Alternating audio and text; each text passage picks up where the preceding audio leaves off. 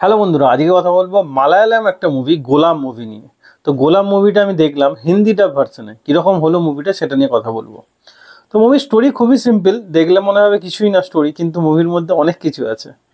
যাই হোক, তো প্রথমেই একটা আইটি কোম্পানি দেখানো হয় যেখানে অনেকে কাজ করে, ছেলে মেয়ে বোথ তারা কাজ করে, এবং সেখানে একজন বস তো অবশ্যই থাকবে, সেখানে একটা বসও আছে।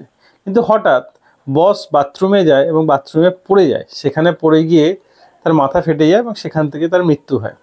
তো সে মারা যাওয়ার পর সেখানে সমস্ত যে ওয়ার্কাররা আছে, যারা সেই আইটি ফার্মে চাকরি করে, সবাই সবাই সাসপেক্ট হয়ে যায়, সবার ওপর সন্দেহ হয়।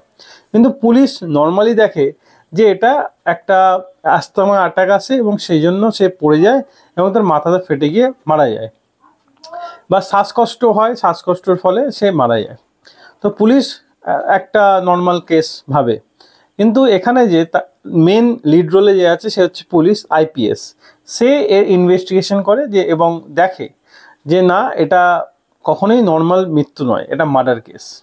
তো সে ভালো করে ইনভেস্টিগেশন করে এবং সে খুঁজে বারও করে ফেলে যে অ্যাকচুয়ালি কে খুনি। তো কিন্তু এটা এখানে টুইস্ট আছে, সে খুনিকে জানতে পারার পরও খুনিকে ধরে না। সে পুলিশকে, মানে তার যে নিচের পুলিশ আছে এবং তার ওপরে যে আধিকারিক আছে তাকেও বলে এটা একটা নর্মাল অ্যাস্তমা অ্যাটাক, তার অ্যাস্তমা রোগ ছিল, তাই অ্যাটাকের জন্য শ্বাসকষ্ট হতে সে পড়ে যায়, পড়ে গিয়ে সে মারা যায়। সে পুলিশকে বলে, কিন্তু অরিজিনাল সে জানতো যেটা মার্ডার কেস, এবং সে কে খুনি সেটাও সে জানে। এটাই হচ্ছে মুভির সাসপেন্স। এবার অরিজিনাল কেন পুলিশ যে আইপিএস ছিল সে তাদের ছেড়ে দিল, মানে তাকে ছেড়ে দিল যে খুনি, কেন ছেড়ে দিল, কি কারণে ছেড়ে দিল, সেইটা দেখার জন্য আপনাকে এই মুভিটা দেখতে হবে। মুভির স্টোরিটা খুবই ইউনিক বলতে পারেন। মানে যা একজনকে বা একজনের বেশির ওপরে গিনিপিকের মতো কাজ করা হচ্ছে, মানে তাদের ওপর এক্সপেরিমেন্ট করা হচ্ছে, কিন্তু তারা জানেও না। সেই জিনিসটাই আপনি এই মুভিতে দেখবেন। মুভির টপিকটা খুবই ইউনিক। যদি আপনি একবার তো অবশ্যই ট্রাই করবেন এই মালায়ালাম গোলাম মুভিটা। তো হিন্দিতে অ্যাভেলেবেল আছে, অ্যামাজন প্রাইমে যতদূর সম্ভব অ্যাভেলেবেল আছে, সেখান থেকে আপনি দেখতে পারেন।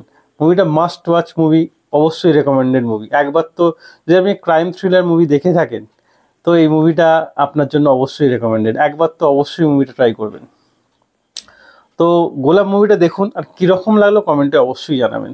যে এখনও দেখে না থাকেন, নিশ্চয়ই দেখেননি মালায়ালাম মুভি হিন্দি ডাব ভার্সনে, অবশ্যই দেখুন। তো আশা করছি ভালো লাগবে। তো আর কীরকম লাগলো কমেন্টে অবশ্যই জানাবেন। এই মুভিকে আমি দিলাম 3/5 স্টার। মুভির কনসেপ্টটা এত সুন্দর, কিন্তু বড় কোনো আর্টিস্ট না থাকলেও এখানে যারা অভিনয় করেছে অসাধারণ অভিনয় করেছে। সবার অ্যাক্টিং খুবই পুঙ্খানুপুঙ্খ বলা যেতে পারে, মানে একদম পারফেক্ট, কোনো লুফল নেই তাদের অভিনয়ের মধ্যে। কারোর কোনো ছোট অ্যাক্টর বলে তার অভিনয় যে খারাপ, বা আপনি একটা যে আইটি ফার্মে যদি চাকরি করে থাকেন, বা আইটি ফার্মে যদি আপনার কোনো বন্ধুবান্ধব বা ফ্যামিলির কেউ যদি চাকরি করে থাকে, তাদের সঙ্গে কথা বললে আপনি বুঝতে পারবেন যে কীরকম অ্যাম্বিয়েন্স থাকে।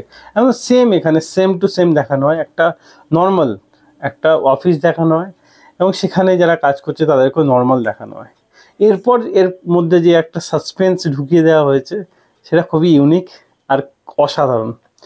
আজ এই ভিডিও এতটাই। ভিডিও ভালো লাগলে লাইক অবশ্যই দেবেন, এখন আরও ভিডিও পেতে চ্যানেলটা সাবস্ক্রাইব করে পাশে থাকা বেল আইকনটি অবশ্যই বাজিয়ে দেবেন। দেখা হচ্ছে পরের ভিডিওতে। ততক্ষণ জন্য ভালো থাকুন, সুস্থ থাকুন। ভিডিও দেখার জন্য ধন্যবাদ।